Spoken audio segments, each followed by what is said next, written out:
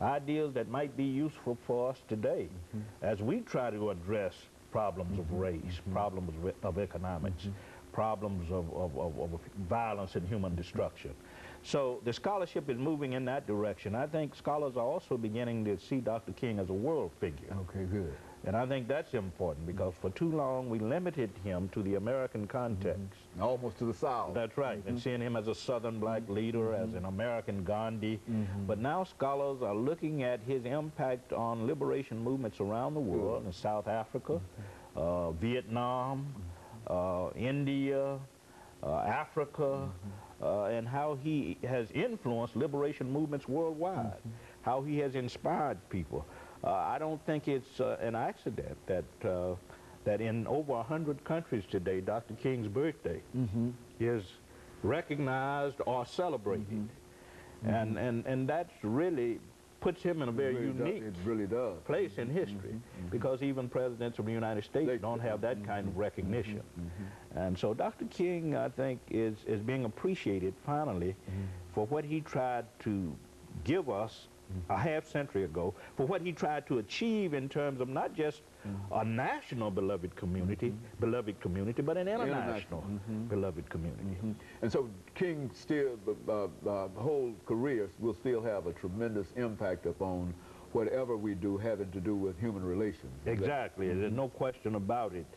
We hear the song "We Shall Overcome" all the time. Women who are interested in women liberation sing that song. The anti-war protest in Crawford, Texas recently, the song "We Shall Overcome" was heard. So I think it says something about Dr. King's legacy and how that legacy continues to live in movements for justice, in peace movements, in movements against poverty. Also, Dr. King, I think we have to keep this in mind, was very much concerned about health care issues. Very good. Because he moved from this idea of this dignity and worth, the sacredness of all life. All life is sacred. So he was concerned about health care, and that's a major problem in the 21st century. Millions of people don't have health care. And Dr. King was very much concerned about that. He was concerned about the handicapped. He was concerned about children's rights. All of these issues that young people, Dr. King, and young people, I mean, children, young people, I mean, what's with that?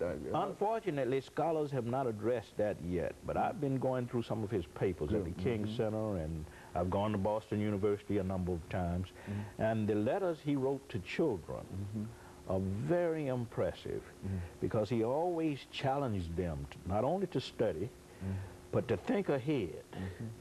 To think in terms of what they wanted to become,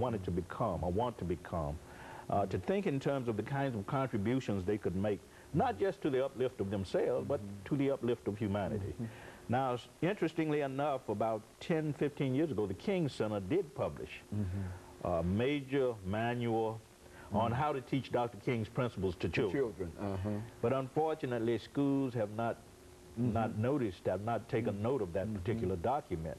It's a very, very important document that gives guidelines for teaching children nonviolent principles from kindergarten up to grade 12. So there's already a plan that has already been laid out by Dr. King in terms of how that can be done. It's not being used, and I think given the levels of violence in our society and in our world, we're going to have to start looking at documents like this and looking at Dr. King's life and his teachings and to sort of determine the meaningfulness of those teachings for us today, because there's a certain timelessness about the concerns that Dr. King raised with respect to violence and human destruction. You know, that's why we always return to that 1997 interview, that no matter when you listen to that, you can listen to it in 2005. It still seems as if it was done yesterday, primarily because of that timelessness that you're talking about. Exactly. And of course, Dr. Baldwin, we're going to have to take our second commercial break, and after which we'll come back and give you an opportunity to close us out for today.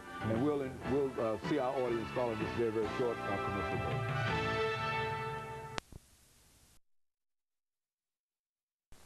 The topic is